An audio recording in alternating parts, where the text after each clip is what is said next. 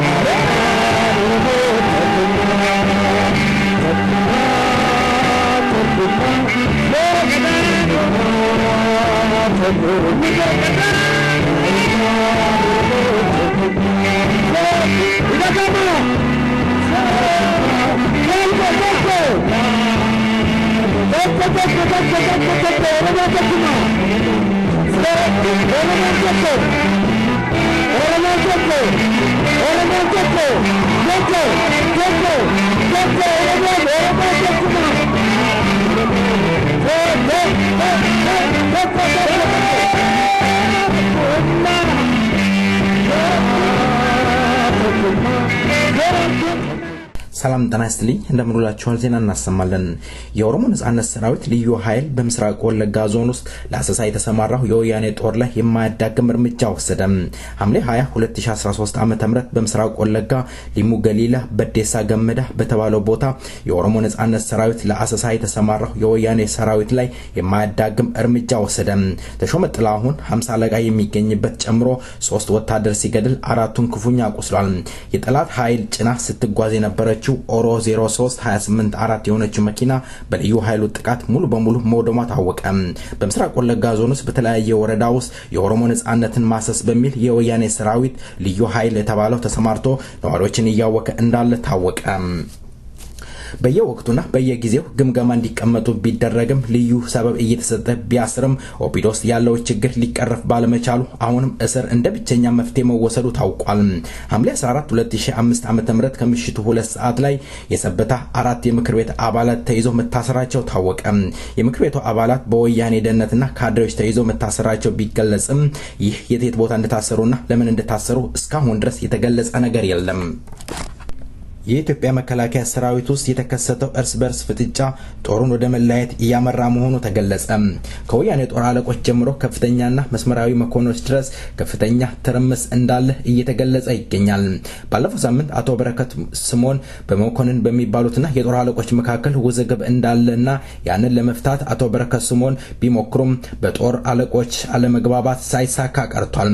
አቶ በረከት ስምኦን ከጠቅላይ ሚኒስትር መለስ ዜናዊ ሞት በኋላ በጦር ውስጥ ከፍተኛ ተሰሚነትን ለማግኘት በጦር ውስጥ ከፍተኛ እንቅስቃሴ እያደረጉ ይገኛሉ። በመኮንኖች እንዲሁም ስለላ ያካሂዳሉ በማለት የጦር አለቆች ተቃውሟቸው እየገለጹ ይገኛሉ። ዋናው የጸቡና የትርምሱ መንስኤም ይህ እንደሆነ ታውቋል። ለሁለተኛ ጊዜ ንብረትነቱ የኢትዮጵያ አየር መንገድ የሆነው አውሮፕላን ጭስ እና እሳት ሰጪ መሳሪያ ባለመስራታቸው አውሮፕላኑ ለማረፍ መገደዱ ታውቋል። ሉምባርዳ ኪው 400 የተባለው 78 ተሳፋሪ እና የአውሮፕላኑ ሰራተኞች ጭኖ የነበረው አውሮፕላን ለማረፍ 1 ደቂቃ ሲቀረው በቀኝ ክንፉ ጭስ መታየቱና የግራ ጎኑ ሞተር በደንብ የማይሰራ እንደነበረ ታውቋል። የኢትዮጵያ አየር መንገድ ባለስልጣናት የጭሱ መንስኤ ምን እንደሆነ እስካሁን ድረስ ያሉት ነገር የለም። ዜናው በዚያ በቃ። መልካም ቆይታ ከቀሪው ፕሮግራማችን ጋር።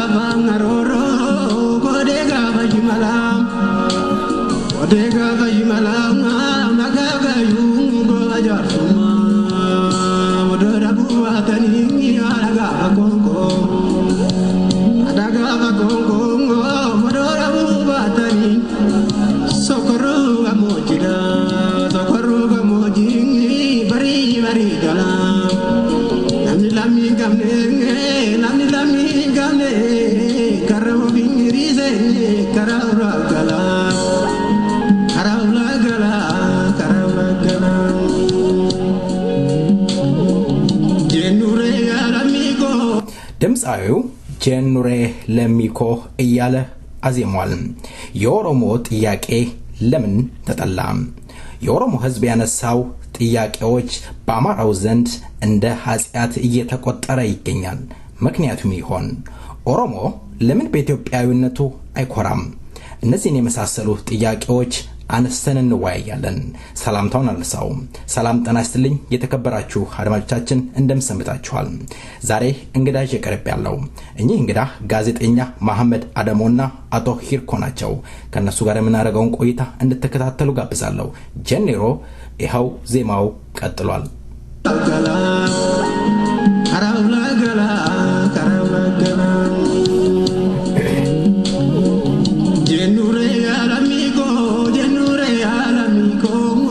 Jenure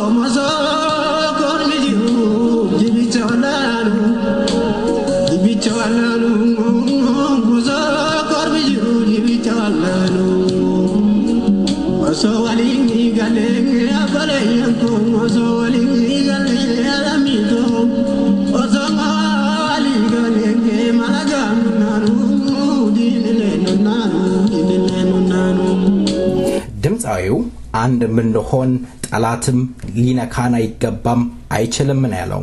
እንግዳዎቼ ለቃለ መጠየቁ ፈቃደኛ ሆናችሁ ስለቀረባችሁ በሰይፈ ነበልባል ሬዲዮን ዝግጅት ክፍልና እንዲሁም በአድማጮች ስም ከልብ አመሰግናለሁ። በተሰጣኝ እድል እኔም በጣም አመሰግናለሁ። በጣም እናመሰግናለን። እግዚአብሔር ይስጥልኝ ደግሜ አመሰግናለሁ። እንግዲህ ወደ ውይይታችን እንገባለን። እኔ አሁን ከዚህ ከሰማሁት ዜማ ላይ አንድ ያነሳሁት ላነሳ የምፈልገው ነገር አለ። ሰሞነኛ የሆነው መወያያ በኦሮሞ ህዝብ ላይ የተከፈተው ልዩ ፕሮፓጋንዳ አለ። አሁን የኦሮሞ ህዝብ ደግሞ ያንን በመቆጣት ወደ አንድ የመምጣት ሁኔታ እየታየ ይገኛል። እስኪ ከጋዜጠኛ መሐመድ አደሙ ልጀምር። በአሁኑ ወቅት በኦሮሞ ህዝብ ላይ የተከፈተው ፕሮፓጋንዳ እንዴት ሊቀለበስ ይችላል? ለምንስ በአሁኑ ሰዓት አስፈለገ ትላለህ? ጥያቄን ከመመለስ በፊት እኔ አማርኛውን አልችልበትም። ምርጫውን ለአንተ እሰጣለሁ። እንግሊዝኛ ወይ ኦሮምኛ ይሻላል? በኦሮምኛ ልትቀጥል ትችላለህ፣ ምንም ችግር የለም። ጋሪ akkuma xiyyatti jidduu kana erga aljazeera irratti qophiin tokko waan oromoo irratti dhiyaate as duulli propaagandaadha uummata oromoo irratti xiyyeeffate tokko akka waan itti fufee jira. Maaliif amma barbaachise ka jedhu ammayyuu waanuma xiinxallamee adichi hubatamuu mala. haa ta'u immoo waan irra jalqabee miti waanuma dur itti jiru kun akkuma sababaatti ta'ee as bahe malee erga gaafa sabni oromoo cabee jalqabee hanga irraatti yoo sagaleen oromoo dhagahamte yoo oromoon dubbachuu jalqabe yoo oromoon seenaa ofii himachuu jalqabe wanni akkanaa kun itti ture. Amma kan jiru maalidha? Teknoolojii baraa kanatti gargaaramee namni keenyas akka durii san ukkaamamee biyya san keessa qofan jiru sirree addunyaa daddarra faca'ee waan jiruuf teknoolojii kanatu hamma tokko oowwite amplifaayii godhe sagalee isaaniis kan keenyas teknoolojiin kun haga tokko akka dhaga'amu godhe malee kun waanuma duritti jiranii waanuma duritti turanii gartee oromoo akkanatti ukkaamsanii bara dhibbaa olitti fiduu danda'an yoo sagaleen oromoodhaa dhaamte yoo maqaan oromoodhaa dhahame san dura immoo oromoon jedhamee nuyaamaatiin turre maaliifi maas miidiyaa fi dhaabbata propaagandaa hunda isaantu qabaachaa ture. Kanaaf waan irra jalqabe jechuun rakkisa. Garuu amma maaliif akkasatti oowwe jedhuurratti obviously oromoon akka duriinitti baratee jira. Biyya san keessatti oromoon oromummaa isaatiin boonee Itoophiyaan irra keessa jiru sun har'a qaamaan as keessa jiraannee humnaan nu haa bulchan malee keessatti argaan jirru. Itoophiyaan sun bakka nuun buutu jedhanii gaafiin barattoonni oromoo yeroo garagaraatti gaafachaa jiran gaafiin hayyoonni oromoo gaafachaa jiran kubbaayyuu bakka tokkotti hin qabnu magartee wanta kana arganii ol bahe sababuma san godhatee ol bahe malee kun waanuma keessa isaaniitti karaayyuu hirriba isaan torge fakkaata. መልካም አቶ ሂርኮም አመሰግናለሁ። ወንድሜ መሐመድ በደንብ ብሎታል ማለት የሚገባውን ነገር ምንድነው እነሱም ሲፈርቱ እቺ ባቅላ ካደረች አትቆረጠምም ነው የሚሉት። ገባ ኦሮሞ በገዢዎቹ ከመዳፍ ስር ከወደቀ ጊዜ ጀምሮ ትግሉን አላቋረጠም። ነገር ግን እነሱ አበቃ አከተመ ብለው ጨርሰውት ነበር። ድሮ ትዝ ይል እንደሆነ እኛ ልጆች ሆነን አዲስ አበባ ከተማ ውስጥ ሰዎች መንገድ ላይ ሁለት ሰው ሶስት ሰው በኦሮምኛ ሲናገር ልክ ባይካዋር ከውጭ ሀገር እንደመጣ ሰው ነበር ዞሮ የሚያዩት። ኦልሬዲ ጨርሰናል። ይሄ ያለቀ ነገር ነው። አይዴንቲቲውን ገለናል፣ ማንነቱን ገለናል፣ ቋንቋውን ገለናል። ከዚህ በኋላ ዩናይትድ ሊሆን የሚችል አይደለም። ከዚህ በኋላ መጥቶ ሰርቫይቭ አድርጎ ገባ ወደ መብት ጥያቄ ሊመጣ አይችልም ብለው እነሱ ጨርሰውታል። አሁን ግን ወንድሜ መሐመድ እንዳለው ኦሮሞ ገባ ተማረ፣ በቃ ተማረ። ስፔሻሊ አሁን ኒው ጄኔሬሽን ሁላችንም እንደምናውቀው እኛን ጥሎ እየሄደ ነው። ስፔሻሊ ሀገር ቤት ያሉት ከ25 ዓመት በታች ያሉት ከ30 ዓመት በታች ያሉት የሚናገሩት ጥያቄ የሚጠይቁት መልስ በጣም ኃይለኛ ነው። ስለዚህ ገባህ ስፔሻሊ የነፍጠኛ ልጆች የድሮ ህልምና የድሮ ቅዠት ያለባቸው ሰዎች አሁንም እዛው ነው ያሉት። ስለዚህ በተቻላቸው መጠን ያላቸው አንድ ነገር ነው። በኢንተርኔትና በዚህ በፓልቶክ ነው ያሉት። ምድር ላይ የተደራጀ ነገር የላቸውም። በኦሮሚያ ውስጥ እየተካሄደ ያለውን የመብት ጥያቄ፣ በኦሮሚያ ውስጥ ያለውን የነጻነት ጥያቄ፣ የማንነት ጥያቄ በደንብ እየተረዱ ሲመጡ ከዚህ ቶሎ ብሎ ለመበተን፣ ከዚህ ቶሎ ብሎ ወደኋላ ለመመለስ፣ ከዚህ ቶሎ ብሎ ገባ እንደ ድሮ ለማድረግ ነው የሚንጫጩት ያለው። ስለዚህ ለዛ ነው እና ይሄ ደግሞ ሞር እኛን ያጠነክረናል፣ ሞር ዩናይትድ ያደርገናል፣ ሞር ልዩነታችንን ትተን ወደ አንድነት እንድንመጣ ያደርገናል እንጂ እነሱ እንደሚያስቡትና እነሱ እንደሚያልሙት ወደኋላ የሚመልሰንና የሚጥለን ነገር አይደለም። ማመዳ ደግሞ እንግዲህ እስኪ እንደ ጋዜጠኛ መጠይቅህ እነሱ ብዙ ጊዜ እየከሰሱት ያሉት በየፓልቶኩም የሚነገረው ምንድነው የኦሮሞ ህዝብ ወይም የተደራጀው ድርጅት ኦኤልኤፍ በጫካ ሲሸነፍ ሴቶችን ከወደ ገደል እንደወረወረ ሲገልጹ ነበር። አንገት እንደቆረጠም ይገልጻሉ። በተለይ ጀዋር ስለመጫ ያነሳው ነገር ነበር በሐረር ላይና የኦሮሞ ህዝብ ሙስሊም ስለሆነ ክርስቲያኑን የማረድ ነገር የመጨፍጨፍ ነገር ነው የተነሱት ያሉት እያሉ ይገኛሉ። አንተ ምን ትላለህ እዚህ ላይ? ነው ጥያቄ አልጀዚራ ላይ ተጠይቀው ነበር። አቲንክ ወንቲ ጀዳማ ጅሩ ዋን ወገርቴ ዱር ሞቱማ ናመ ቢየጎቻ ጅሩ ሞቱማን ወያኔዳ ጎዴቲን ኡመታን ሶዳቺሳዳ ገርቴ አፍቶ ኦሮሞ ናምሸቱዳ ኡመታ ኦሮሞ ከደብሉቱማ ኦሮሞ አደባሱዳ የከፈት ዲራማ አደታ የሮ ገረገራቲ ወደ ዋኑ ምታን ኦፋት ብለኒ ገርቴ ጋፋ አቅልዳማ የደኒ ዋን ወራ አማራ ረፍት ጎዳመሰን ይያኒ ኩሊሶ በጀደኒ ለፈጂታ ቱረኒ ጀቹ ከናት አመከ ጎዳማ ማሊዳ ዋኑ መከራው ይባላል ተተሰን ቢሰኒ ኦሮሞ አረፍታ ይለኒ ጀቹ ኩል ማልት ተገሲሳ ወሪ ሞቱማ ሞርሚና ጀዱዩ ደቢኤ ሞቱማ መተወል ኢንታፈች ይዛኒት አገርሲታ ፊልሚ ሶባ ድራማ ሶባ ከሞቱማ ነው ያኔ ዳው ወጀተሰን ኡደኒ ዮሰኒን ኦሮሞ ያከን ዮሰኒን ኦሮሞ ይመዘን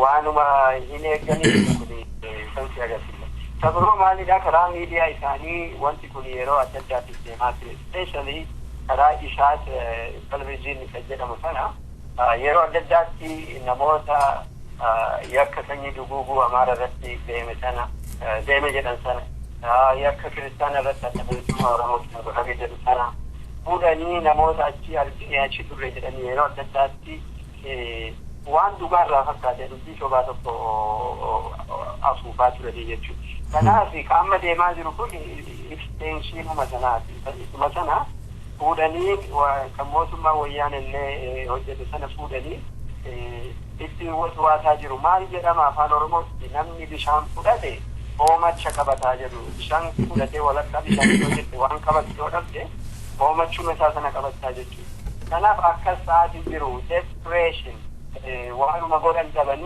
አጀንዳ ኢንቀበኒ አጀንዳ ንሳኒ ኡመት ኦሮሞ በፍለታ ማታበ ከናፊ ዋኑ መጎደኒስ ዋን ቀበኒስ ዋን ገዲስ ዋን ተበኒስ ከነጎቻ ጅረኒ ፊልሚ የሮ አደዳቲ አደብልቱማ ኦሮሞ ኬስ ጅራቹ ባቱ qaamni adda addaa yeroo adda addaatti ibsa baasanii kun fiilmii sobaa akka himanii turanii adda bilisummaa Oromoo duwwaa osoo hin taane qaamni adda addaa Amaarota dabalatee sochii amma uummata Islaamaa biyya keessatti deemaa jiru kun dabalatee yeroo adda addaatti ibsa baasanii fiilmiin kun soba ta'uu karaa adda addaa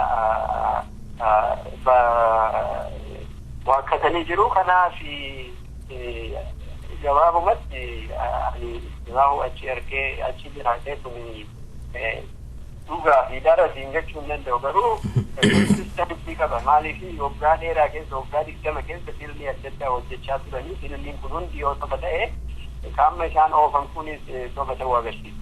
Kabiroodha waan Jawaar jedhee fi san wanti walitti fidu jiru. Jawaar dargaggeessa guyyaa tokkollee adda bilisummaa Oromoo keessatti hin beekne jaltee gaafa inumaa gaafa sochiin sun deemaa ture isaan jedhanii nama umriin isaallee xiqqaa ture waa walitti hin dhufne gartee waa walitti hin dhufne karakterii isaa balleessuudhaaf gurbaan kun kennaa qalbii laafaa ofiifannee erganna jedhanii jala deddeemaa turanii fuudhanii televizyiinii isaanii irra reediyoo isaanii irra deddeemaa turanii yeroo keessa gad bu'anii arganii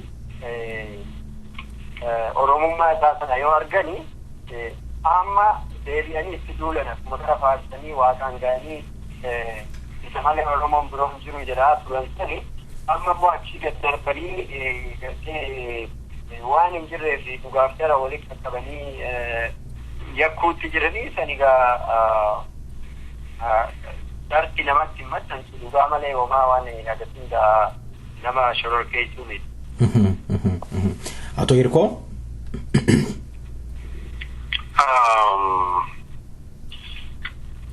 ወደ ጥያቄው ለመመለስና ትንሽ እንትን ለማለት ይሄ በጣም ኢምፖርታንት ኢሹ ነው። የኦሮሞ ህዝብ እኮ የሚታገለው ክርስቲያን ወንድሞቹን ለመግደል አይደለም እኮ። የኦሮሞ ህዝብ እኮ የእስላሙ ኦሮሞ እኮ እየታገለ ያለው ወይም በትግሉ ውስጥ ፓርቲሲፔት እያደረገ ያለው የእስልምናን ነገር ለማስፋፋት ሃይማኖቱን ለማስፋፋት እኮ አይደለም። እንደዛም ቢሆን ኃጢአት የለበትም። የኦሮሞ እስላሞችም የኦሮሞ ክርስቲያኖችም የኦሮሞ በዋቄፈናም የሚያምኑት እኮ ሁሉም ኦሮሞ እኮ እያነሳ ያለው የነጻነት ጥያቄ ነው። በራስ የመኩራት በራስ ቋንቋ የመናገር ራስን በራስ የማስተዳደር በአገሩ ላይ የራሱን ባህልና ማንነቱን አስከብሮ ከተመሳሳይ ህዝቦች ጋራ በሰላምና በፍቅር መኖር ነው። ቬሪ ሲምፕል በዩናይትድ ኔሽን የተደነገገ በየትኛውም የዓለም ክፍል ተቀባይነት ያለው ከጎረቤቶቻችን ትላንትና ከኛ ወጥተው ኤርትራም እየኖሩ ያሉት ሱዳንም ትላንትና ከኖርዝ ሱዳን ሳውት ሱዳን የወጣቸው ነው። ይህንን ጥያቄ ነው የጠየቀው እና አያጅቦ ሳታመሃኝ ብላኝ አለቻሉ አህያ ገባ እና ማነው ጨፍጫፊ? አኖሌን እኮ እኛ አረሳንም እኮ ጨለንቆን እኮ እኛ አረሳንም እኮ የተቆረጠውን እጅና የተቆረጠውን ጡት እኮ እኛ አረሳንም እኮ። ለመሆኑ ጨፍጫፊ ማን ነው? ያ አጥንት እኮ ጨለንቆ እኮ አለ እኮ I believe in 1992 ነው 93 ላይ እኮ ተቆፍሮ በኋላ መንግስት እንዳይወጣ እኮ ነው የከለከለው እኮ። እኔ አስታውሳለሁ ያንን። እንደገና ደግሞ የኢህአዴግ መንግስት የኦሮሞ የኦኤልኤፍ ሰራዊት ሰዎቹን ገሎ ኢንኩፍቱ ጫካ ውስጥ ሲወረወር ቆሞ ቪዲዮ ከሚያነሳ እንዴት ህዝቡን ፕሮቴክት አያደርግም? እኔ ያንን ሙቪ በግድ እዛ አገር ቤት እያለሁ 3-4 አይቻለሁ። ገባ በጣም የሚያሳዝን ሙቪ ነው እና ፊልም ነው የሰሩት እና ራሳቸውም ተወቀሱበት መጨረሻ ላይ። ምክንያቱም አዋረዳቸው። አገር ፕሮቴክት አደርጋለሁ አገር እጠብቃለሁ ከደርግ የተሻለ አደርጋለሁ ያለው መንግስት ጠመንጃ ይዞ ያለው መንግስት እንዴት ቪዲዮ ካሜራ ይዞ ኤልኤፍ ሰዎቹን ገሎ ገደል ውስጥ ሲከት ከዛ ሲያወጣ ሙቪ ይዞ ቀርቶ እንትን ይላል? ወይስ ኤልኤፍ ነው ቀርቶ የሰጣቸው? እና የሌለ ነገር ነው። እና ወንድሜ ቅድም እንዳለው ውሃ የበላው ሰው የሚይዘው ነገር ስለሌለ ራሳቸው በሰሩት ነገር በተበተቡት ነገር እየታሰሩ ስለሆነ ዝም ብሎ መንጫጫት ነው። ገባ ኢሹ አለ። ገባ በኢሹ ላይ ተነጋግሮ ወደ አንድነት መምጣት ይቻላል። በኢሹ ላይ ተነጋግሮ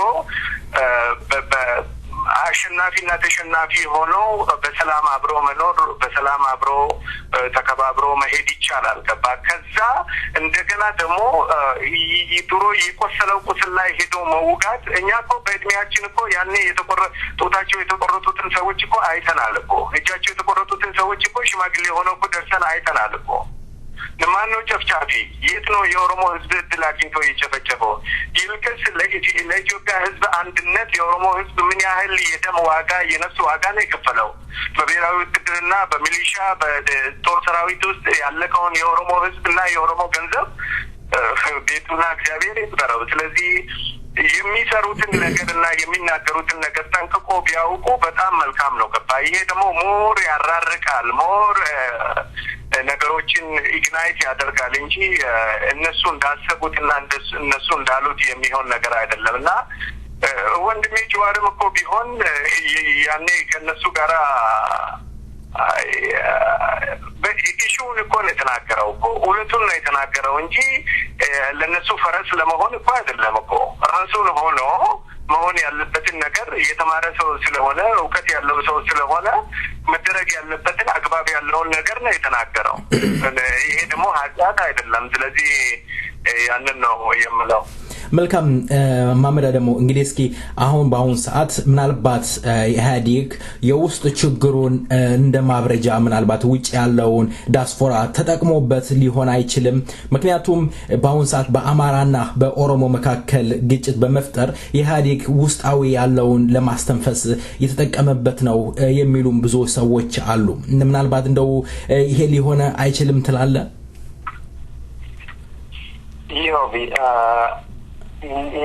ta'uudanda maaliifi waan isaan keessa jiru akkuma hubattu gamootiin isaanii as jidduu isaanii rakkoon jiraachuu waan hambi marti dhageesse haa ta'u immoo eenyutu biyya sanuu bulchaa jira gaafii jechuullee olumaa gadi yeroo adda addaatti ka'aa jirti. Rakkoo sanii duwwaa osoo hin taane ammas filannoon ittaanu as deemaa jira waggaa tokkoo fi walakka akkasi cuafaa kana hundaaf qophaa'uudhaaf amma waan isaan gochaa jiran yoo laaltee biyya keessatti hiriira akka bayan gadhiisuu amma tokko dhabnee gosa amaaraa kana tolerate gochuu waan agarsiisaa jiran fakkaata. Kanaaf isaan keessa hin jiranii jettee dubbachuun si rakkisa. Haa ta'u immoo kun hojii mootummaatii jechuun warra gartee halkanii guyyaa wachaa jiru kanarra responsibility kan fuudhudha. Maali yoo jettee fakkeenya tokko sii kenna. Dr. Biraanuu Naggaa namni jedhamu kanaan dura gaafa filannoo bara 2005 booda hidhameeti achi keessaa hogguu bahe waan inni dubbate tokko namni hedduu bahee jira. Achi keessa mana hidhaa san keessa wanta Oromoon haasoftu argee Oromoon mana hidhaa keessa jiru suni Itoophiyaa kana akka hin feene bilisummaa biyya Oromoo fi bilisummaa uummata Oromoo irratti cichanii hojjechuu fi kutannoo akka qabanii fi ammas akka inni jedhutti Itoophiyaa kanarraa dhibbaa akka qaban argeeti kantu lafa kaasee siyaasaa kana fuultaanii akka seenu na godhe waan jedhu tokko dubbatee ture jechuudha. Kanaaf isa qofa osoo hin taane namoota hedduu waan akkasii yaadantu jira gartee. Kanaaf gaafiin Oromoodhaa gaafii mirgaa ta'uu, gaafii dimokiraasiidhaa ta'uu, gaafii mana ofii qe'ee ofii keessatti nagaan jiraachuu ta'uu, gaafii lafa ofii qotatanii nagaan jiraachuu, gaafii miidiyaa ofii dhaabbatanii sagalee ofii addunyaa nageessisuu ta'uu kana warra hin hubanne warra hubachuullee barbaanne warra Itoophiyaa durii san deebifnee akkuma durii sanitti biyya gartee imperialisti ta'e agarraatti akkuma imperialisti goggodhachisan warra barbaadan warra karaa sanirraa yoo makame biisu waan adda faffacaasutti fakkaatu gartee. Kanaaf mootummaa qofa osoo hin taane akkuma reefuu walitti hin jedhe inumaa'uu akkuma dubbiin kun Oromoo walitti fide warra mootummaa balaaleffatuu fi warra mootummaatu haga tokko walitti fidee jira. Ammoo kan yoo jedhu wanti tokko kan nu beeku dura jiru mootummaa Itoophiyaa biyya bulchaa jiruu fi jara Itoophiyaa durii deebisanii gadhaabuu fi jibbaata gochaa jiran sana jidduu wanni jiru gaafii etnik federaalizimii kana warri Tigrayda adda bilisummaa uummata Tigraay jettee biyya Tigraay san ofiin bulchuu barbaadanii ishii bilisomsuudhaaf qabsaa'ani. Kanaaf akka durii sanitti deebi'uudhaaf biyya ofii waan guddifatanii jiraniif sanitti deebi'uun barbaadanii obviously garaagarummaa jidduutti hedduu jira jidduu. Ammoo wanti isaan gargaaru kana keessa seenanii borcuun wanti isaan gargaaru Amaaraaf Oromoon tokko ta'anii akka nu mooyanne ammas filannoo as deemu kanarratti humna jabaa ta'anii akka nu chaalenjiin goone waan jedhuuf kana keessa seenuu hin malani. Obviously speculate goona malee faaktii harka jiru possibility jechuudhaaf hin jedhe. Ato Irko? በእውነቱ በጣም ቆንጆ አድርጎ ነው የተናገረው። ሱስ እዚህ ላይ ብዙም የሚጨምረው ነገር የለኝም። እነሱ ገባ ኦሮሞ ወደ ስልጣን ከሚመጣ ቢቻል ከትግራይ መንግስት ላይ እነሱ ስልጣኑን በምንም መልኩ እጃቸው ቢገባ ደስታቸው ነው። ካልተቻለ ደግሞ እዛው ትግሬው እንዲኖር ነው የፍላጎታቸው። ምክንያቱም በብዙ ነገር ታየዋለ ገባ የሆነ ያለውን ነገርና የኛን ጥያቄ ሳይገባቸው ቀርቶ አይደለም እየተካሄደ ያለውን ነገር ስለፈሩ መሐመድ እንዳስቀመጠው ኤግዛክትሊ ያ ነው ገባ ፍላጎታቸውና እኔ እዚህ ላይ ብዙም ባልጨምር ያው ነው ሐሳቤ ማለትም ፍልስፍና ነገር ብለውታል። መልካም እስኪ በዚህ ዜማ እረፍት እናርግና ወደ ቀሪው ጥያቄ እመለሳለሁ። መልካም ቆይታ።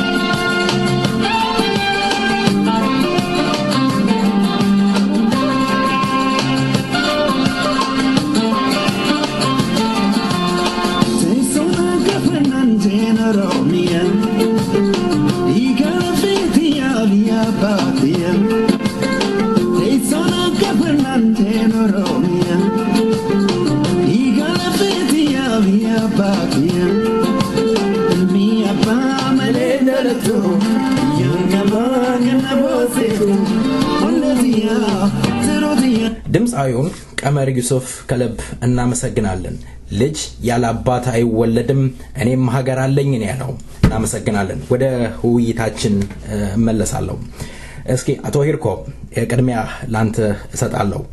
በአሁን ሰዓት በኢትዮጵያ ውስጥ ያሉ ፖለቲከኞች ወይም የኦሮሞ ድርጅቶች አሉ። የኦሮሞ ህዝብ ሊፈታ የሚችለው ችግሩ በዛው በኢትዮጵያ ውስጥ ነው የሚሉ አሉ። በውጪም እንደዚህ አይነት አላማ ያላቸው ፓርቲዎች አሉ። ስንመለከት ደግሞ በአሁን ሰዓት በኢትዮጵያ አንድነት የሚያምኑ ፓርቲዎች የኦሮሞ ህዝብ ጥያቄን እያንኳሰሱ ይገኛሉ። እንደውም አልፎ ተርፎ ኦፒዶን የኦሮሞ ነጻነት ግንባር ስራ አስፈጻሚ እስከ ማለት ደርሰዋል። እንዴት አብሮ መስራት ይቻላል ይሄ ነገር እስካለ ድረስ? ይሄው ነገሩን እኮ አንተው ብለኸዋል እኮ በጣም እኮ አስቸጋሪ ነገር ነው ገባ። ምክንያቱም አንድ አላማ አንድ ሀሳብና አንድ ፕሮግራም ያለው ህዝብ ነው አብሮ መስራት የሚችለው። ወደ ኋላ መለስ ብዬ ስለ ኦሮሞ ትንሽ ለመናገር ከተፈለገ የኦሮሞ ህዝብ እኮ ከዚህ በፊት ያቀረበላቸው ጥያቄ ትምህርት ቤት ልስራ፣ መንገድ ልስራ፣ ሆስፒታል ልስራ፣ ውሃ ላውጣ፣ ድልድይ ልስራ የሚል ጥያቄ ነው መጫናቱ ለማ ያቀረበው ገባ። ያንን እኮ ወደ ፖለቲካ እንዲመጣ ያደረጉት እኮ እነሱ ናቸው። ወደ ትጥቅ ትግል እንዲመጣ ያደረጉት እነሱ ናቸው። በብዙ ጊዜ ደግሞ ሙከራ ተደርጓል ገባ።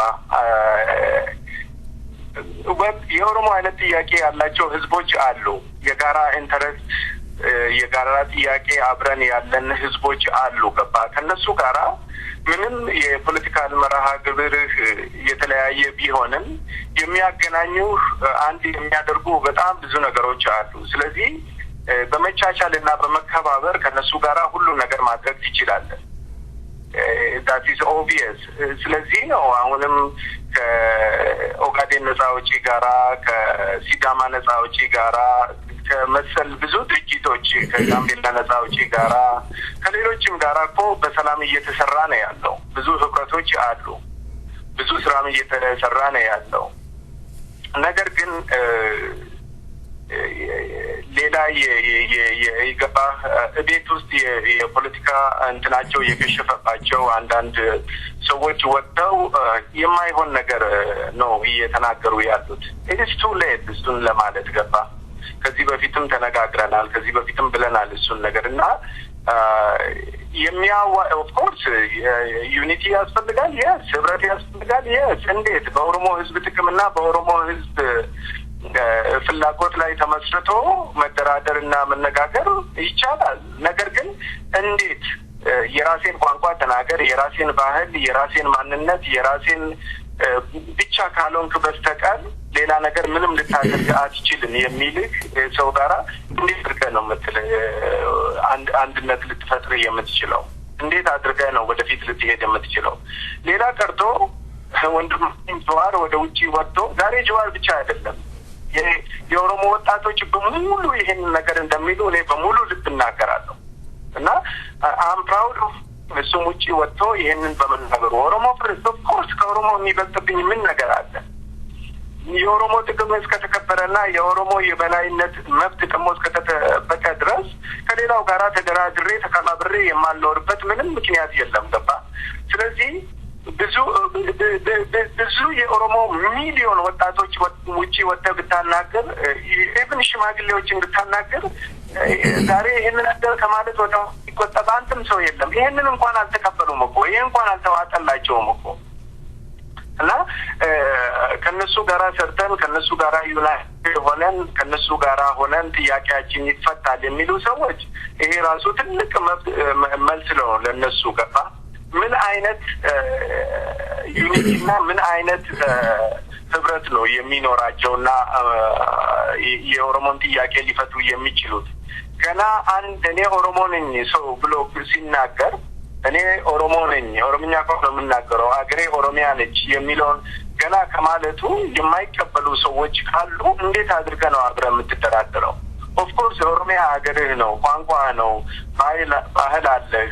ከዚህ በፊት የነበሩትን ነገሮች በሙሉ አቃለው I'm sorry about that so ለወደፊቱ እንዴት አድርገን አብረን እንደምንኖር እንዴት አድርገን አብረን እንደምንከባበር አንዱ ከአንዱ በመግዛትና በመሸጥ በመለዋወጥ አብሮ በመስራት እድገት ይገኛል ገባ አውሮፓ ወደ አንድነት እየመጣ ነው ያለው እነሱ እንግዲህ በምን አይነት ሁኔታ ነው ወደ አንድነት እየመጡ ያሉት እኛ ድሮ በጦርነት ተሸነፍ ተገዛንላቸው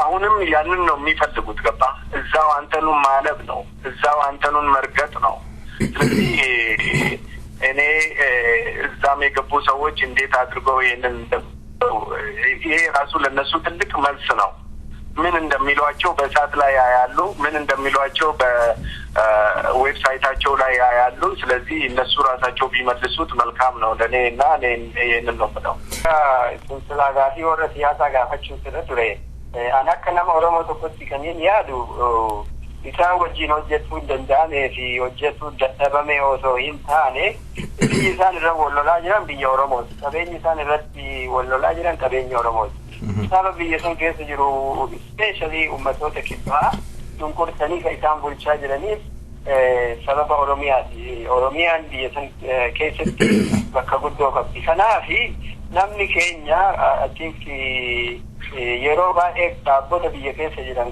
karaa nagaa akkumatti jette qabsaa'uuf ijibbaata gochaa jiran ammayyuu filannoo bara 2010 kana as daafatanii chapan malee sandu amma tokko jabaatanii turan maaliifi biyya keessa sagalee oromoodhaa namni dhageessisu yoo hin jirre nu daari rayoo kaasi cinaa kanarra amma dandeenye qofa ka goonu rakkoo fi miidhaan saba oromoo irra gahaa jiru ittuma fuufaa jechuudha karaa biroo warruma amma yeroo baay'ee itti duulamu kana jira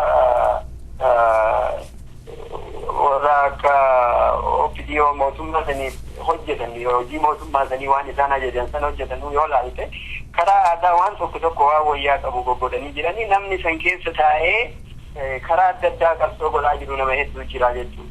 Kanaaf gabaabumatti addiinki qabsoon Oromoo hidhannoo kunis shasharafamaa dhufee jira. Kanaaf addiinki Oromoon opshinii hunda lafa kaayachuu irra jira. Ammas biyya isaa keessatti namni keenya ijaaramuu qaba. Amma isaan gartee nama miiliyoona tokko baafnee jedhanii Finfinnee keessa yoo dhaadatanii dhaabbi Oromoodhaa yoo laafellee ka miiliyoona tokkodhaa baasuu danda'u. Yooma waan biroo hafee dargaggoo Oromoodhaa firastireeshinii guyyaan irra jiru. Ka baratee hojii dhabee karaa oolu. Ka hojii argachuudhaaf mootummaan dirqii miseensa toosisanii jiru. Ka gurguratee nyaachuu hin dandeenye. Kan mindaa saniin gahee fi jiraachuu hin dandeenye. Firastireeshinii kana dargaggeessi keenya karaa itti chaanal godhu hiriirumaahuu ka baasuu danda'u. Hoogganummaa dhiyeessee akka mataatti dargaggoo kana uummata walitti qabee kan nama baasuu danda'u jiraachuma sirrijaa walumaa galatti karaa adda addaa qabsaa'uutu nurra jira. Isaan yoo nu ofiif jedhan ispeeshaalii warra amma amaara olii gabsiisu sana yoo ofiif jedhan biyyi sun akka biyyaatti itti fuftee haa jiraatu yoo barbaadani Oromoo waliin hojjetan dhufanii isaan nu gaafachuu danda'an. Nuti isaan waliin hojjechuu hin danda'amu jennee hafoo osoo taane ajandaa keenya lafa keellee dhaabbi Oromoodhaaf socho'u jedhu hundi baay'oon isaa uummata Oromoodhaatiif mirgi isaa akka kabajan.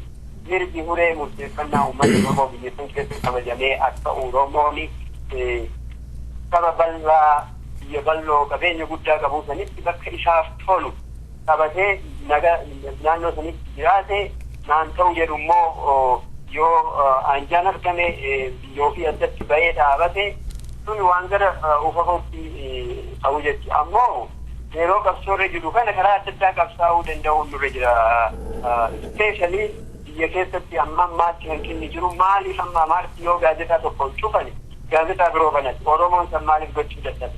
Institushiniin biyya keessa waan akkasii deeggaru hin jiru. Kanaaf biyya keessatti dhumaa'uu warra socho'an sana haguma xiqqaatte sanuu haalli itti jajjabeeffamee gartee jabaatanii humna godhatanii nama ijaaranii miseensa heddummeeffatanii sagalee isaanii ol kaasanii mootummaa kanarratti amma tokko pireesharii keessaanis alaanis itti gochuu danda'u nurra jira. Kanaaf addiinki nu wajjin hojjechaa jiran jennee irraa fagaachuu osoo hin taane كين نرتب لفني يو بربادة دفني نولي نوجتني مال تسان كدان ورق كانوا ما جريون መልካም እንግዲህ አንተ ቀደም እንደገለጽከው በሚዲያ ላይ ያለው ይሄ ህዝብ ያለው ትልቅ ሚዲያ የለም እጅግ በጣት የሚቆጠሩ ሚዲያዎች ናቸው ያሉት የኦሮሞ ህዝብ ያሉትንም ሚዲያዎች ማጠናከር ይገባዋል እንላለን ግን እስካሁን ድረስ የኦሮሞ ህዝብ ዝምታን መርጧል እያየ እንዳላየ እያለፈ ይገኛል አቶ ኤርኮ እስኪ ወደ እርሶ ጥያቄ እመጣለሁ ወደ ልጠይቆት ፈልጋለሁ የኦሮሞ ህዝብ ለምንድነው በኢትዮጵያነቱ ዲሞክራሲ ያቃተው ለምንድነው በኢትዮጵያነት የማይኮራው መልካም ጥያቄ ነው ኢዮብ ሰው በማንነቱ መኩራት አለበት ሰው በአይዴንቲቲው መኩራት አለበት ሰው በቋንቋው መኩራት አለበት ሰው ባለው ነገር ሁሉ መኩራት አለበት ገባ የኦሮሞ ህዝብ እኮ በኢትዮጵያ ውስጥ ራሱን አያይ እንደ እቃ ከማገልገልና እነሱን ከመሸከም በስተቀር የኦሮሞ ምን ነገር አለ እስቲ በአንድ የኦሮሞ ስም የተሰየመ አንድ የኦሮሞ ጥያቄ የተመለሰ ምን አለ በዛች ሀገር ውስጥ እስቲ በምንልክ ጊዜ የሆነውን ነገር እስቲ አንድ ነገር መጥቀስ የምንችለው ነገር የለም በኃይለ ሥላሴ ጊዜ የሆነ አንድ ነገር መጥቀስ የምንችለው ነገር የለም በደርግም ጊዜ እንደገና በአሁንም ጊዜ የሆነ ያለው ነገር ምንም ከጊዜ ወደ ኦሮሞን እና የኦሮሚያን ንብረት ከማጥፋት ባህሉንና ቋንቋውን ከመጨቆን ማንነቱንና ዘሩን ከማጥፋት ውጪ በኢትዮጵያ ውስጥ እኮ ራስህን የሚያስኮራ ራስህን ማንነትህን የምታስከብርበት እኮ ምንም ነገር የለም ለዚህም ነው አሁን ለምሳሌ አውሮፓ ብትሄድ በእያንዳንዱ የአውሮፓ ሀገር ኦሮሞ በሚገኝበት ቦታ የኦሮሞን ኮሚኒቲ ታያለ የኦሮሞን ቸርች ታያለ በኖርዝ አሜሪካ አሁን ብታይ ኦል ዘ ዌይ ከዌስት ኮስት ጀምረ እስከ ኢስት ኮስት ስትሄድ በየከተማው ስንት የኦሮሞ ቸርችና ስንት የኦሮሞ ቶርናመንት የሳከር ቲሞችና ኮሚኒቲዎች ናቸው ያሉት ራስህን መሆን ስላለብህ ነው ገባ ስለ ኦሮሞ እኮ የሚነገርበት በእነሱ ኮሚኒቲ ላይ በእነሱ ሬዲዮ ላይ በእነሱ ሚዲያ ላይ እኮ ስለኛ ቋንቋ ስለኛ ባህል ስለኛ እኮ አንዲት ነገር እኮ የሚነገር እኮ ነገር የለም እኮ ዛሬም እኮ የሚወደሰው እኮ ያው የነሱ እኮ ነው እኮ ክፉም ሆነ ደግም ሆነ ያ ነው እኮ እኛ ለምን የራሳቸውን ተወድሳላችሁ አይደለም የራሳቸውን የፈልጉትን ነገር ያለ የኛን ከማንቋሸሽ የኛን ከማጥፋት የኛን ገባ ከመስደብና ከመናቀጥተው የራሳቸውን የማሳደግና የሌላውንም ደግሞ ወደ ጎን ቢተው መልካም ነውና እንዴት አድርገህ ነው ራስህን እዛ ውስጥ የምታየው ለዚህ ሲባል ነው ኦሮሞ በየከተማው የራሱን የሆነ ኮሚኒቲ የሚመሰርተው የራሱን የሆነ ሁሉ ነገር እየመሰረተ እየኖረ ያለው ስለዚህ በጣም ሰፊ ጥያቄ ነው ብዙ ነገሮችን መዳሰስና ብዙ ነገሮችን መልካት ይቻላል ገባ ብዙ መረጃዎችም አሉ ጥልቅ ጥያቄ ነው ይሄ እና በጣም አስፈላጊም ነገር ነው ስለዚህ በእነሱ መስታወት ውስጥ ኦሮሞ ራሱን ማየት አይችልም እስኪ አቶ ሂርኮ እዚህ ጋር ላቋርጦትና አቶ ሂርኮ እያሉኝ ያሉት የኦሮሞ ህዝብ ችግር ወይም የኦሮሞ ህዝብ ጥያቄ በዛች ሀገር ውስጥ አይፈታም ከሌላ ህዝብ ጋራ የኦሮሞ ህዝብ ችግሩ ሊፈታ አይችልም እያሉኝ ያሉት የኦሮሞ ህዝብ ብቻ ነው እየተበደለ ነው እያሉኝ ያሉት ሌላው ህዝብ አልተበደለም ቢያለው እኮ ተመሳሳይ ጥያቄ ያለን ህዝቦች እኮ አሉ እኮ ገባ ከአማራውም እኮ የተጨቆኑ አማራዎች እኮ አሉ የተረገጡ አማራዎች እኮ አሉ ነገር ግን ቋንቋቸው አልተረገጠም አይዴንቲቲያቸው አልተረገጠም ገባ በማንነታቸው አያፍሩም እኛ እኮ በማንነታችን እኮ እናፍራለን እኮ የተሰጠን ስም እኮ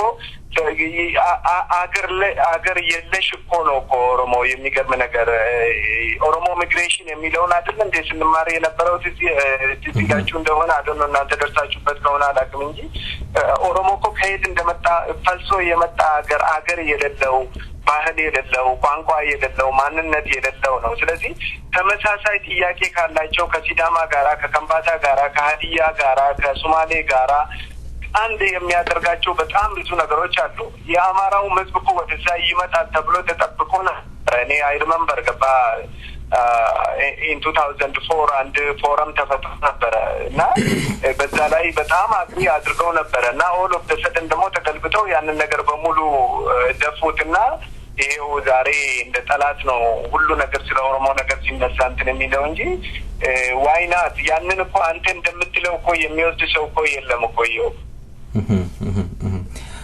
አቶማ እና አንተ እንዳቀረብከው የሚወስድ ሰው ቢኖር 10 ጥያቄዎችን ካቀረብክ ከአስሩ አትሊስት 3-4ቱን እንኳን ወስዶ ሌላው ላይ ደራደራለሁ ብትል መልካም ነው ነገር ግን አንተ ኦሮሞ ነኝ ካልክ አገሬ ኦሮሚያ ነኝ ካልክ አለቀ ለምንድን ነው ይሄ ሁሉ ድንጋይ ላይ ወንድማችን ላይ የሚወረወረው አሁን ምን አደረገ ያቺን ሀገር በደለ ድንበር አፈረሰ አንዳች ነገር ያደረገ ነገር የለም ለኔ ኦሮሞ የመጀመሪያዬ ነው አለ በቃ ኦሮሞነቱን አመነ እንዲ ከሚነሳበት ህዝብ ጋር እንዴት አድርገ ነው ዩኒቲ የምትፈጥረው መጀመሪያ ራሳቸውን ማየት አለባቸው ምንድነው የበደልነው ምንድነው ያደረግነው እኛስ ምን ማድረግ አለብን የሚለውን ነገር ቢሉ ኦፍ ኮርስ አሉ ከነሱ ውስጥ የሚሉ ሰዎች አሉ ግን በተግባር ወደ ፊት ለፊት መጥተው መደራደር ይቻላል ያንን ነው ማለት መልካም ጋዜጠኛ ማመዳ ደግሞ ኢዮ I think ኦቦሌስቲክ ያዋምባ የቱከጅራ gabaasumatti waan minni jedhe kana afaan oromootiin gabaasee dhiyeessuudhaaf akka biyyi sun itti ijaaramte tokko qabatte biyyi kun biyya cubbuun ijaaramte biyya dhiiga ummatoota kibbaa oromoo duwwaa osoo hin taane akkuma inni jedhe ummatoota kibba Itoophiyaa jiran Amaaraa fi Tigreen alatti hunda isaanii cabsuudhaanii walaayitaa irratti waan dalagamee jira oromoo irratti waan dalagamee jira Sumaalee cabsanii saba kana hunda humnaan walitti qabanii biyya san keessatti jiraachisaa turan amma ka jiru maalidha baroota 90moota asi haga mootummaa ce'umsaati as wanti jijjiirame tokko yoo jiraate tokkoffaa Eertiraan deemuu taati Eertiraan erga deeme booda immoo sabaaf sablammoonni biyya san keessa jiran afaan ofiitiin akka dubbatan gartee afaan ofiitiin akka baratan achi keessatti hamma tokko guutumallee ta'uu baatu namni oromootti hojjeta jechuudha nama somaaleetti mootummaa keessa hojjeta jechuudha nama ambirootti hojjeta nama oromootti dhiigaan oromoo ta'etti keessa hojjeta nama hadiyyaa ta'etti keessa hojjeta kuni maal godhee barri isaa hin jijjiirame bara anatu sii beeka lafa oromoo irraa fuudhanii dugdaa isaa irraa fudhatanii dikkoo irraa muranii kana fudhu jedhanii namaa kennaa turanii jechuudha amma san gochuu hin danda'an barri anatu sii beeka akkan jedhe bultaa waanumaan sii kenne san nyaattee tole gooftaa koo jettee mataan gajjettee naasa gaddee bultaa barri jedhamu sun hin tare kanaaf tokkoffaa hin yaadan gaddee waan sanii hin argaa jiran akka haalli jijjiirame jijjiiramuu caala immoo sanaa achi akka durii sanitti Itoophiyaan akka amma jirtu kanatti kufuu hin dandeenye yaada Itoophiyaa fi Itoophiyaawinnet jedhamu kana irra deebi'anii gulaalanii haalli tokko yoo uume haalli addaa ta'e yoo uumame malee akkasii akka itti fufuu hin dandeenye waan arganiif akkana godhan. Ka biroo yoo ilaaltee biyya alaatitti biyya keessaa yoo gadi baane gara alaa kana yoo dhufte Ethiopian restaurant jedhanii banatanii jiru biyyoota adda addaa madaalaa yoo magaaluma hunda yoo deemte Awuroopaas dabalatee jechuudha. Ethiopian restaurant kana yoo seente sirbi ka sirbamu sirba Amaaraati. Fotooni mana irratti agarti fotoo minirriki kan warra gartee dhiiga oromoo tuttuutaas jireetti jechuudha bakka olompikii yoo dhatte alaabaan ka isaanii uffanni abujadiin ka isaanii wanti isaan Itoophiyaa jedhanii addunyatti matan hundi waanuma gartee Amaaraa fi afaan Amaaraatii fi baandiraa isaanii kan qofa tuurizimii biyya sanii keessa kun biyya Oromiyaa keessa paarkii fi bakkoota babbareedduu hedduu jira san yeroo baay'ee promootiin godhan namni biyya alaa biyya sanii yoo dhaqe eessa geessan Aksuumii fi Laallibalaa geessanii jechuudha kanaaf Oromoon achi keessatti yookiin argu Itoophiyaan sun bakka isaan hin buutu wanti Itoophiyaadha kun jedhamee addunyaaf dhiyeeffamu Oromoon keessa hin jiru Guraageen keessa hin jiru yookiin Hambaataa Hadiyyaan Somaaleen keessa hin jiru wanti Itoophiyaan ta'ee mul'atu hundi waanuma Amaaraati jechuudha amma keessan gochaa jiran san deebisanii odoo harka baatee mirginee murteeffannaa gabaabtu lammoota biyyatanii osoo hin dhugoomfamin karaa badaa irra jirra. Biyyi tun ciccitaa jirti. Gara fuulduratti Itoophiyaan jiraachuu dhabuu dandeetti. Kanaaf sanaan bifnaa fi gara adda addaa wocaa jiranii.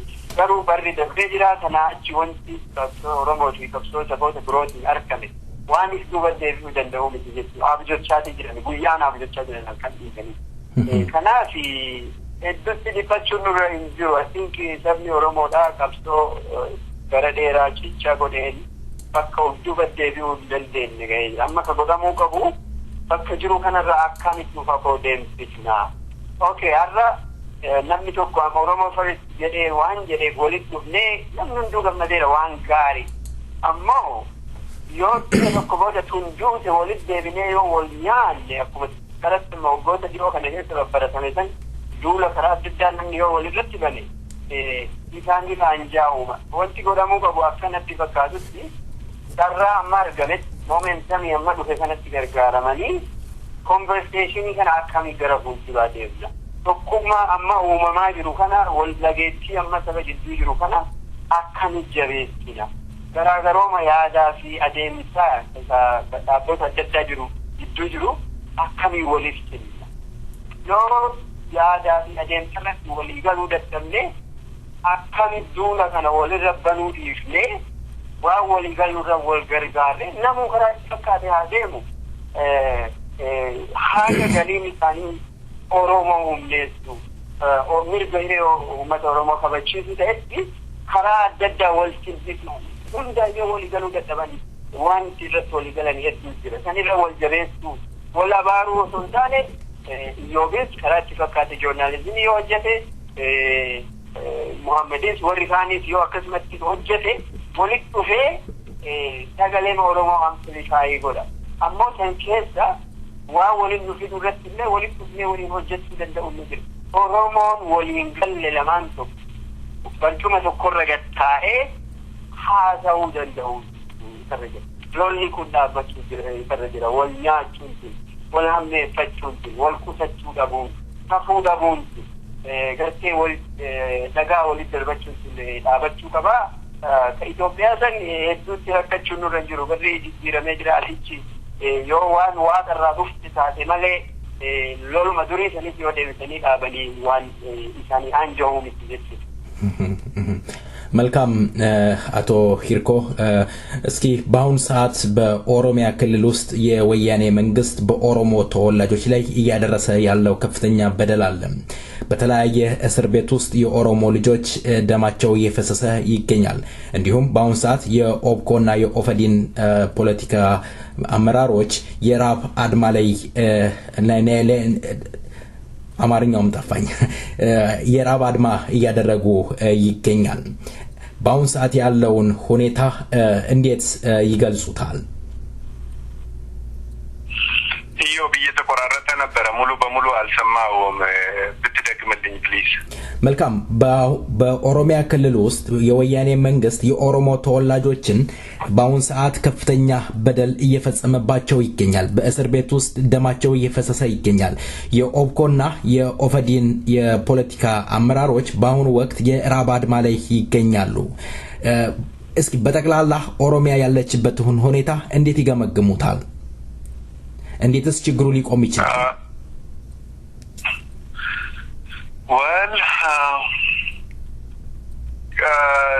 አሁን ጥያቄውን በደንብ ሰምቻለሁ። ዮብ እኔም እያንዳንዱ ኦሮሞ እንደሰማና እንትን እንዳለ ስፔሻሊ በምዕራብ ሸዋ ቂሊንጦ እስር ቤት ውስጥ አምቦ አካባቢ ላይ የኦሮሞ ደም ፈሶ ከእስር ቤት በእሳት አደጋ መኪና በውሃ ሲያጥቡ እንደነበረ ከዛ አካባቢ እየተሰማ ነው ያለው። ይሄ እኮ ዛሬ ብቻ እኮ አይደለም ኢዮብ፣ በየጊዜው እኮ እየሆነ ነው ያለው። እኔ አሁን በቅርብ የማካት ከሀገር ቤት ብዙ ጊዜ ታስራ 3 ጊዜ ታስራ የወጣች እና አሁን እዚህ የማካት ሴት አለች እና ትልቅ ምስክርነት ነው የነገረችኝ። በማዕከላዊ ውስጥ ያሉት የ14 አመት 3 ሴት ልጆች አርግዘዋል። አንዷ ደግሞ ዩኒቨርሲቲ የነበረች የሚለበስ ልብስ እንኳን የሌላት ይሄ እጃቸውና እግራቸው ተቀጥቅጠው ድንጋይ እንደሆነና አእምሯቸው እንደማይሰራ የሚናገሩትን ነገር በትክክል በውል እንደማይናገሩ ስንት በደል እንደደረሰባቸው ነው። አሁን እዚህ ሆና እሷ ቀንና ሌሊት ስለነዛ ሴት ልጆች ነው ማዕከላዊ ውስጥ 7 ናቸው እንደዚህ የሚታሰሩበት ሽንት ቤት እንኳን ከላይ የሚለበቀው ሽንት ከላይ የሚመጣው ሽንት እንዳፈን በቃ እንደዚህ እነሱ ያሸተቱት ነው ፊት ለፊታቸው የሚሄደው ከኤድስ በሽተኞች ጋራና ከአእምሮ በሽተኞች ጋራ ነው የሚታሰሩት እና በኦሮሞ ላይ እኮ የማይደርሰው ግፍ እኮ የለም እኮ ኢዮብ እና ይሄ ነው ገባ ለምን የኦሮሞ ህዝብ ይበቃል እንደማይል ነው የማይገባኝ ገባ አንድ ነገር እኮ መብቃት አለበት እኮ አንድ ነገር አንድ ቦታ ላይ ሆኖ መቆም አለበት ገባ በቃ ማለት አለበት ህዝቡ አይነው ከብዛታችን አቋያ አይነው ካናራችን አቋያ አይነው በግዛት ስር ወድቀን ገባ ከገዢዎቻችን እኛን የመበተን አቋያ ወደ እዚህ መተን በአንድ ጊዜ ቶሎ ለውጥ ማምጣቱ ከባድ ነው እዛም ውስጥ ነው እያለፍን ያለነውና ችግሩ እየበዛ ያለው የኦሮሞ ኮንሽንስነስ በጨመረ ቁጥር በኦሮሞ ላይ የሚበዛውም መከራና እንግሊት ያንኑ ያክል እየበዛ ነው ያለው ገባ ስለዚህ እኔ የሚመስለኝ ከዚህ በፊትም እንደተነጋገር ነው ገባ የኦሮሞ የመብት ጥያቄ እየጨመረ መጥቷል ይሄ በውጪ የሚሆን ነገር ብቻ አይደለም በአገር ቤት ውስጥ ያለው ኦሮሞ ከለት እለት መንገድ አጥቶ ነው እንጂ የመብት ጥያቄው እየጋለ እየጨመረ መጥቷል ኦሮሞ የድሮ ቦታ ላይ አይደለም ያለው የሐረርጌ ኦሮሞ የወለጋ ኦሮሞ የባሌ የሸዋ የወሎ የአርሲ የሚል ነገር የለም ገባ ኦሮሞ ጥያቄው አንድ ነው የነጻነት ጥያቄ ነው የመብት ጥያቄ ነው የራስን በራስ የማስተዳደር ጥያቄ ነው ስለዚህ ይሄ ወደ እየጋለና እየመጣባቸው ስለሄደ ኦፒዲዎቹ ይሄንን መመለስ ስላልቻሉ ሌሎችም ደግሞ ይሄንን የሚመልስላቸውን መፍጠር ስላልቻሉ ለዚህ መንስኤ ሊሆኑ ይችላሉ የሚሉትን በተቻላቸው መጠን እንደ ልማዳቸው መግደል መቀጥቀጥ አቢዩዝ ማድረግን ከየትኛውም ጊዜ የበለጠ ጨምሮበታል ገባጅ ያበዙት ነው ያሉትና ያ ነው እንግዲህ ያንን የፈጠረ የሚመስለኝ እንዴት ሊቆም ይችላል ለሚለው መልሱ አንድ ነው ገባ የትኛውም የኦሮሞ ድርጅት በነጻነት የማያምን እኔ አላየውም እስካሁን ድረስ ከኦፒዲዮ በስተቀር ሀገር ቤትም በነጻነት በሰላም እንታገላለን ብሎ የሚሉት ድርጅቶች በኦሮሞ ነጻነት ያምናሉ ደፍነትሊ ኦሮሞ ራሱን በራሱ እንዲያስተዳድር ኦሮሞ የንብረቱ ባለቤት እንዲሆን ኦሮሞ የቋንቋው ባለቤት እንዲሆን ያምናሉ ኦሮሞ ደግሞ ሪፈረንደም እንዲያደርግ ያምናሉ ስለዚህ የኦሮሞ ድርጅቶች ወንድሜ መሐመድ አሁን እንዳለው ልዩነታቸውን ወደ ኋላ አስቀርቶ አንድ ወደሚያደርጋቸው የሚያቻችላቸውና ዩናይትድ ወደሚያደርጋቸው ነገሮች መጥተው ሞር ትግሉን አጠናክረው የኦሮሞ ጥያቄ የሚመለስበትን ቀን የማፍጠን ሁኔታ ነው እንግዲህ ገባም ቶሎ መሰራት ያለበት ስለዚህ በዚህ አጋጣሚ የኦሮሞ ድርጅቶች ዝም ብሎ እንደ ድሮ በራቸውን ዘግቶ መቀመጥ ሳይሆን ቶሎ ያሉትን በሙሉ ወደ አንድነት መምጣት በአንድነት አብረው የመስራት በአንድነት አብረው የመቆም በአንድነት ኦሮሞን ጥያቄ ቶሎ ወደ መመለሱ ቢያመዝኑ ጥያቄዎቻችንና ለመከራዎቻችን ማጠር መፍትሄ ይሆናል ብዬ ነው የማስበው እና የምናገረውም ይሄንን ነው መልካም እንግዲህ ያሉት የኦሮሞ ልጅ እየተበደለ እየተገደለ እየተሰቃየ ይገኛል ኦሮሞን ወከልን ብላችሁ የተቀመጣችሁ የኦሮሞ ድርጅቶች ከንቅልፋችሁ ንቁ ነው ጥሩ መልእክት ነው ጋዜጠኛ ማመድ አደሞ I think io come se la sujettani namni oromo idama jira ajefama jira kabroda kapson oromo kabiya kessa ta kumare budenne bara kuma lama kudani asla facha dhufe jira maliti kara adda nama sabote gochuudhaan kapso sana laafisu filannoo sana hasanii bakka buutonni ummata kan sabab dhaabbatanii warra OPDO santaan warri mormitoota Parliament keessatti nu dhabuurraa kan ka'ee raaffachaa dhufee jira. Akkasuma karaa biyya alaatti yoo ilaalte qabsoon Oromoo sharafamaa dhufeetti laaffatee jira jechuudha. Kanaaf walumaa galatti wanti ilaaltu maalidha? Karaa tokko dargaggeessi Oromoo ka afaan Oromootiin barate ka Oromummaa isaatti boone kutannoo guddatu ofitti amanuu fi gartee dammaqiinsa guddaa jira. Ammoo namni keenya hin ijaaramne namni karaa dammaqu malee dargaggeessi haa baratu malee ijaarsi hin jiru. Institushiniin poolitikaa jabaan kan nama walitti fidu hin jiru. Institushiniin hawaasaa jabaan kan nama walitti fidu hin jiru. Dhaabbanni maas miidiyaadhaa kan uummata dammaqu hin jiru. Kanaaf ijaaramuu irratti rakkoo guddatu jira. Karaa biroo yoo ilaalte immoo biyya san keessatti kan Oromoo duwwaa osoo hin taane jireenyi kan durii irra qaala'aa dhufee jira. Namni keenya akka durii san gartee loon tiffatee kan hin jiraachuu hin danda'u. Lafa qotatee kan hin jiraachuu hin danda'u. Lafti walanqachaa dhuftee jechuudha. Namnis baay'atee jira. Namni hedduun gara magaalaatti galee jira. Kanaaf rakkoo hedduutu jira jechuudha. Karaa sanii kiraayisitii guddaa jira. Kan biroo yoo ilaalte immoo lafti Oromoodha osoo Oromoon rakkatu achi keessatti. Osoo sabni biroodhaa hiyyoomatee alaa nyaata itti kadhatan mootummaan maal gochaa jira? Lafa Oromoo fi lafa saboota biroo mootummoota biyya alaatti investoroota biyya alaatti gurguramee nyaata achi keessatti uummataaf oolu osoo hin taane nyaata biyya Oromoo fi lafa Oromoo irratti hojjetanii biqilchanii biyya ofitti ekspoortii godhatu jechuudha. Kuni mootummaa fi mallaqa alaa asfida jechuudha. Galii alaa jechuudha. Foreign direct investment fidaa. Uummanni keenya immoo achuma taa'ee maatii warra Arabaa maatii warra Indiyaa biratti hiyyoomataa beela'aa jira. Kun immoo waan ta'u dhabee lafuma irraa isaan buqqisanii warra alaatti gurguran irratti hojjetee sanuu waan ilma namaatii kafalan osoo hin taane haga waan tolaa takka hojjetee saniin ka jiraataa jirutu jira jechuudha. Kanaaf sabiroo yoo ilaalte amma dhaabuboo fidiyoo kana yoo ilaalte sabboontonni itti seenanii amma tokko namni of beeku keessa seenee ture waan jedhamutti dhaga'amaa ture. Hoggana gubbaa osoo hin taane biirokraatii fi sadarkaa gadaanutti namni dargaggeessi biyya san keessatti barate qubee jenereeshin keessatti seenee ture. Maal godhanii sana wal keessa borcanii isaayyuu amma sistemaatikali laaffisanii warra gartee haga tokko Oromoo fi dhukkubsata qaban promootii gochuudhaan biyya alatti erguudhaan karaa adda addaa godhanii isaanuu lalaafsisaa dhufanii jiranii jechuudha. Maaltu godhamaa jira? Haga gaafa filannoon as dhufutti Oromoon humna takka akka hin qabaanne Oromoon laaffatee akka sagalee hin qabaanne godhamuu irratti waan hojjetamaa jiru jira. Kanaaf dhaamsa warra Oromoo jedhanii obbo Hirkoon jedhe san caala tolchee jechuu waan hin dandeenyeef achumatti መልካም ሁለታችሁንም ከልብ አመሰግናለሁ። የመጨረሻ ጥያቄ ላደርግ መፈልገው ከኦሮሞ ሚዲያዎች ምን ይጠበቃል? ከህዝቡስ ምን ይጠበቃል? የኦሮሞ ህዝብ ትልቅ ህዝብ ነው፣ ሚዲያ ያስፈልገዋልና ምን መስራት አለባቸው? ህዝብስ ደግሞ ምን ማድረግ አለበት ትላላችሁ ይርቆ?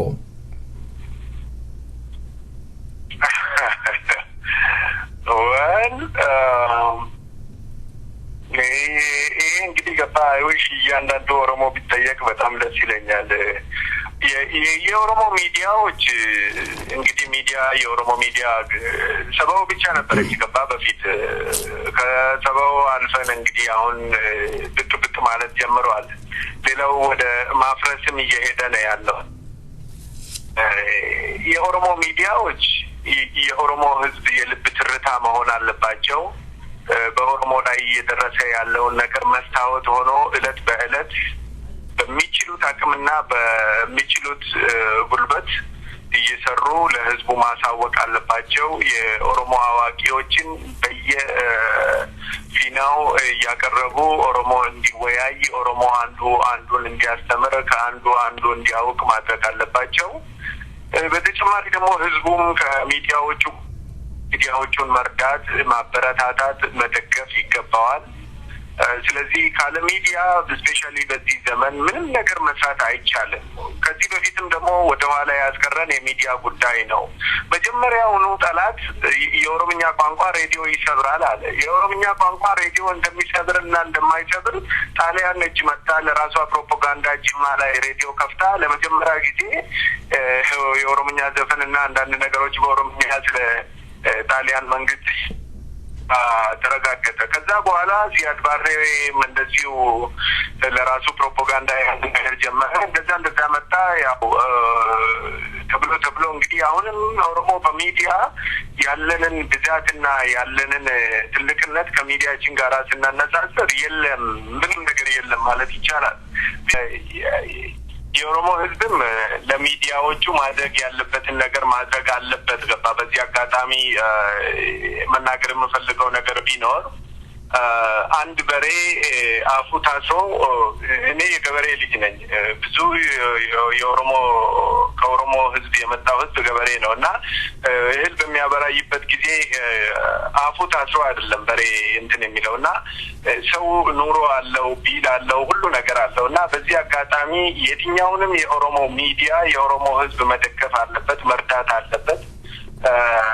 ሚዲያውንም ደግሞ አድምጦ የራሱን ሀሳብ እየገለጸ እየረዳ እያስፋፋ ማሳደግ አለበት እና ህዝቡም እንደዛ ማድረግ አለበት። የኦሮሞ ሚዲያዎችን የኦሮሞ ህዝብ መስታወት ሆነው በኦሮሞ ህዝብ ላይ እየደረሰ ያለውን ግፍ ችግር እያሳወቁ በተጨማሪም ደግሞ መፍትሄ ሊሆን የሚችለውም ላይ እንደዚሁ ሰዎችን እያወያዩ ሁሉ ጊዜ መስራት አለባቸው ነው የምለው።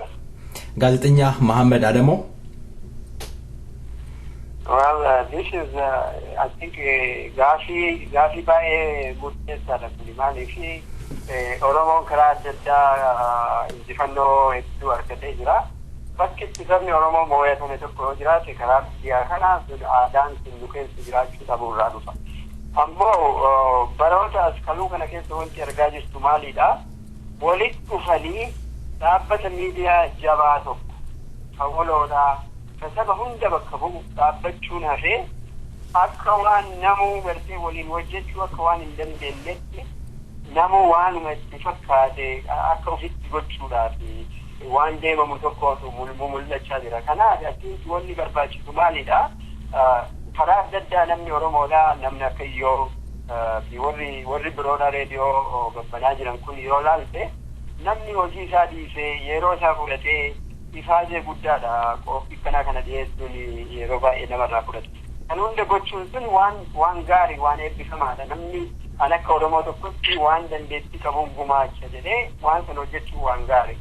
Haa ta'u immoo waan yoo hojjechaa jiru sana naan taa'e deemee kiyya banadha. Ani yoo fincaalaa fi yoo fincaala gochuu danda'a fi anaa yoo binirra beekaadhaan yookiin ilaalcha adda addaa saba keessa jiru deddeemanii mayooma haarawaa kabanan taate tun sagalee Oromoo faffaca'ee kam dhageeffatanii kam dhiisan kam hordomanii kam dhiisan kam jabeessanii kam dhiisan. Kanaaf wanti godhamuu qabu carraa kanatti gargaaramee kaniin jechuu barbaadu nuti karaa keenya yeroo kaluu keessatti dhaabbata miidiyaa afurirraa warroonni karaa adda addaa bakka afuritti amma hojjechaa jiran walitti dhufnee bakka tokkotti media balus deemna karaa adda addaa jidduu kana adda addaa gochaa jirra. Kan irratti kan gochuu qabu kan gochuu ta'u warri biroos akka nuti dabalamanii wajjin hojjetan asumaan carraa kanatti gargaaramee waamicha isaanii dhiyeessuun barbaada. Kanaaf kan ta'uu qabu miidiyaa dhaaba kanaa fi dhaaba kana jalaatti hiriire kan ilaalcha dhaaba kanaa haguuguu fi kan osoo hin taane kan sabaaf dhaabbate. Rakkoo Oromoo irra gahaa jiru qofa osoo hin taane gaarummaa Oromoodha. Oolii bultii uummata Oromoodha kan dhiyeessuu danda'u. Ka uummanni Oromoo immoo gartee waanuma yeroo hojii ofiitii bayan godhan kan osoo hin taane namni miidiyaa professional miidiyaa kan baratanii professional journalist nama hedduu jira. Namni journalizimii akka sirriitti baratee yaada jiru. Walitti dhufanii akka hojii keenyaatti jiranii ganamaan istuudiyoo seenanii amma galgalaatti kan hojjechuu danda'an dadhaabuuf deemnaa jechuudha. Kanaaf sanirratti namni Oromoo hundi akka hirmaatu barbaanna karaa akkamitti akka hirmaachuu danda'anii fi diteelii isaa gara fuulduratti hopefully atuyyuu nu waamsudha danda'anii himu ijibbaata goona garuu akkasitti yaadamuu qaba bakka amma jirru kanarraa gara fuulduratti qabsoon Oromoo akka jabaatu sagaleen Oromoo akka addunyaa irratti dhagahamu sagaleen Oromoodhaa biyya san keessatti akka gartee sagalee hacuucamaa nama afaan ukkaamsan jala wachuu osoo hin taane afaan guuttatee Oromoon dubbachuu akka danda'u haala mijeessuu irratti namni Oromoo hundi akka Oromoo tokkooti maaltu narraa eegama karaa kamiin sochii miidiyaa ta'uu sochii garaagaraa akkamiin hindisuu danda'a waan jedhu kana of gaafatee waan kanarratti hirmaachuu isarra jira addink yoo walitti dhufamee waan jabaa fi guddaa wayin godhin wanti ta'u maalidha anis banee atis bantee waggaa 5 arrii nutti baatee hojii dhiifnee ijoollee guddisuu dhiifnee hogguu goone goosa dadhabaatii dhufta humni keenya laaffataa dhufa amma iyyoo osoo ati biyya tokko dhukkubsatte dureenyitu hojjeta kana hundatti yaadamee bakki tokko walitti dhufamee yaaboo iyyoo qabeenyas yoo taate barnootaas yoo taate jabeenyas yoo taate namaa gad hin jirru kan namaa gad jirruun maali walitti dhufnee waliin waa hojjechuu dadhabuudha namuu anaas irra beekaa fi anaas irra caalaadhaan deemanii waa babbanuun dhaabattee akkuma reefuu jedhe sana walitti dhufamee waliin hojjechuu danda'amuu jira nurra jira warri miidiyaa Oromoo immoo eegaltee hinjiitii nama qofa hojjechuu warra siyaasaa hojjetu warri siyaasaa hojjetu seera miidiyaa keessatti akkuma tubeetti joornaalizim ethics jira ethics sana hunda eegame professionalizimiin isaa eegame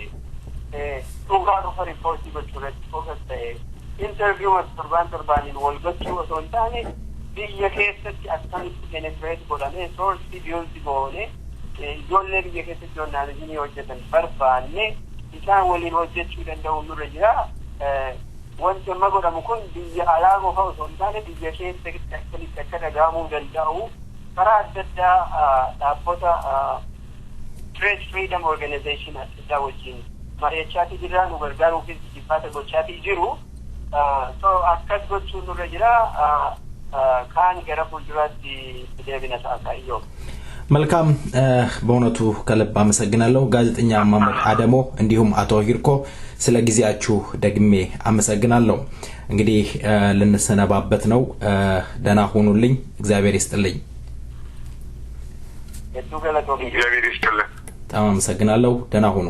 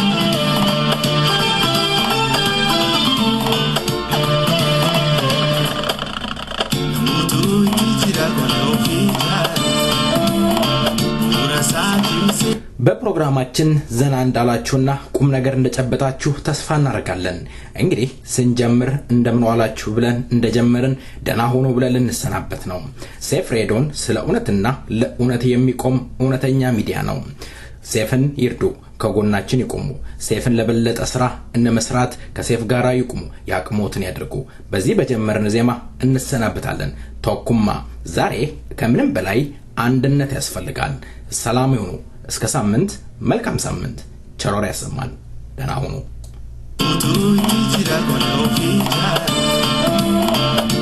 ورساتي مسكت بينك عمل يوم الليل مرة ولي قلو قريتكم ماذا هكانوا قال المخينة جارة مخينة جارة في ريا برو قال المخينة جارة مخينة جارة في ريا برو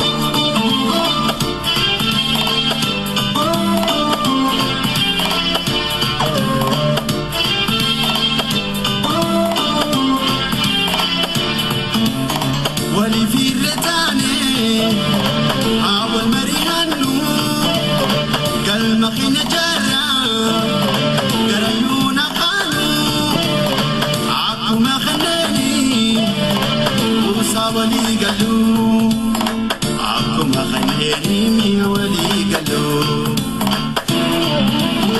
بيا في بيانيس نوتوكما عدا في سيانيس نوتوكما فانكين ياستفو نوتوكما ماني كن مكنا نوتيقانا ما تقوني ونيتو ستانا بيا في بيانيس نوتوكما عدا في سيانيس نوتوكما فانكين ياستفو نوتوكما ماني كن مكنا نوتيقانا ما تقوني ونيتو ستانا